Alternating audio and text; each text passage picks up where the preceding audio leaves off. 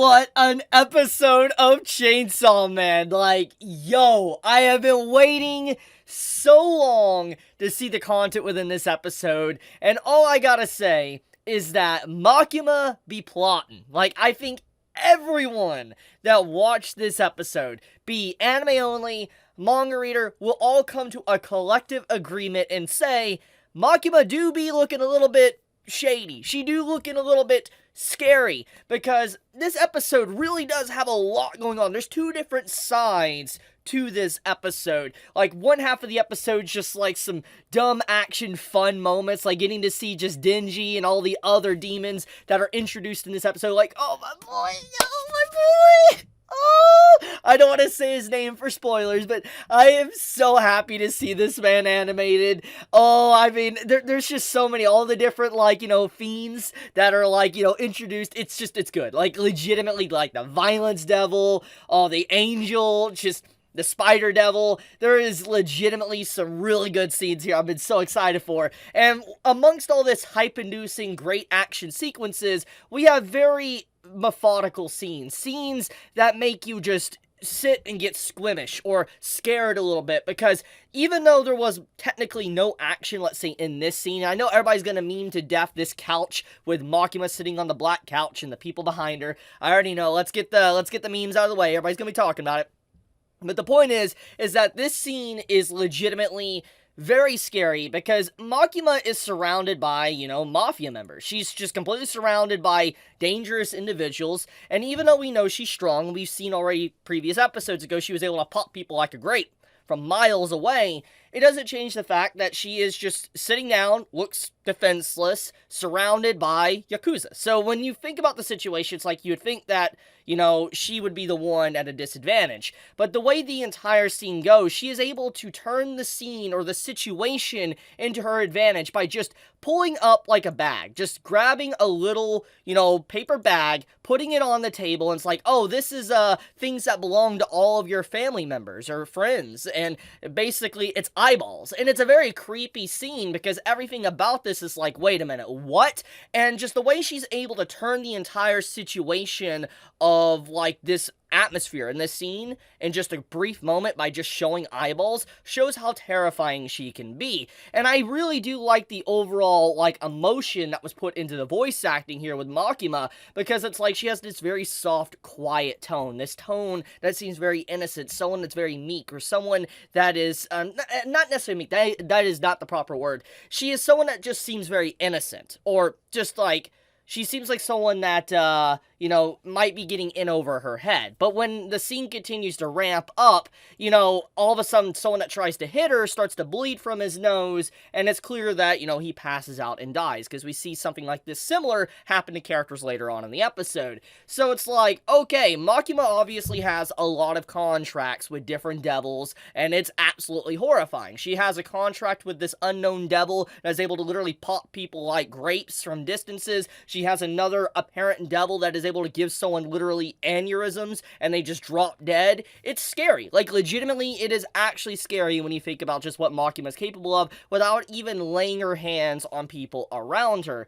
But to kind of give more emphasis to this scene, we're left in the dark on what's really happening here. We're left in the dark exactly what she did to these Yakuza. We know she obviously got the names. I think that is very obvious by just the way the overall scene goes, and the way, like, later on when we see Aki, he's having this, like, little brief fight in, like, the corridor. I'm trying to find it here. Yeah, when he's having this brief fight, people just start to pass out from nosebleeds here, and right after that scene, we just see Makima, like, walking out of the little, house with, where the Yakuza was. So it's implied that she obviously is the one that did it, and we can assume she got all the names she wanted. The question is all those individuals there dead, or did she just frighten them to such an extent that they just bowed down before her? That is the question really left unsaid. But I do like the, I guess, mystery of that. How mysterious it is, and we don't really know exactly what happened to them, because it leaves her still vague, even though there's obviously a lot of shadiness with her character.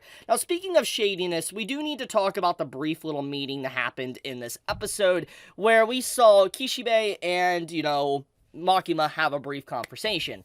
And this conversation obviously starts off very normal. Like, he just talks about how he's growing bonded with Denji and power, and that, he treats them like dogs or playthings or toys, but he does care about them. Like, his overall attitude, it shows that he's trying to keep a distance, like he's trying to put a bar or a line between, the people he's training, but it's very clear by the way his overall actions are, is that he does care about Denji, and he does care about power.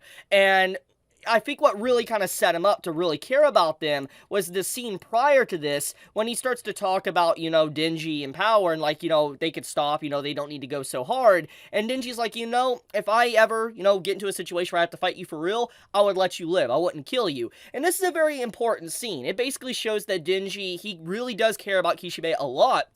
And that Kishibe realizes this. And I think in that moment he realized how much he cares for them, but he just doesn't want to admit it. Now, as I said in my previous episode review, he's been visiting these graves constantly. And he was someone that obviously is a hypocrite. He was trying to tell this to, Himeno, saying like, someone that's going to visit a grave every single week or every single day is obviously, kind of A-okay in the head. They're not completely crazy. And so the way he's also going to the grave sites and visiting and stuff, it shows that he isn't completely crazy. He definitely has a proper head on his shoulders, so to speak, and I think that it really shows a lot about his character, and that he's a hypocrite, but also someone that really does care deeply, even though it seems like he's very distant or stoic with his mannerisms throughout this episode. Now, getting back into the overall dialogue of the scene with, Kishibe and, Makima, I think what's very important about this scene is to really understand what actually was fundamentally happening and why this is a very important scene. So basically, these two have a very intellectual and mature conversation, just not even beating around the bush, just getting straight to the point that Makima is a liar. He straight up just calls Makima out on her crap and says, "You are a liar. It's very obvious that you knew the attack was going to happen, why, Himeno died and all these individuals, how you apparently knew their names. It's very obvious that you were aware of the situation. I don't know how maybe you survived or whatever happened. It doesn't change the fact that you legitimately are a liar. You definitely knew it was going to happen, and the only thing that's happened since is you stand to gain. You've gotten a promotion, you control pretty much the entire division now, so it's very clear all of this was planned." And he calls her out on it, and he makes it very fundamentally clear to her. He's like, "Look, I don't care, if you are doing this crusty stuff, you are, doing things that get people killed or whatever, as long as if you're on humanity's side, that's all I care about."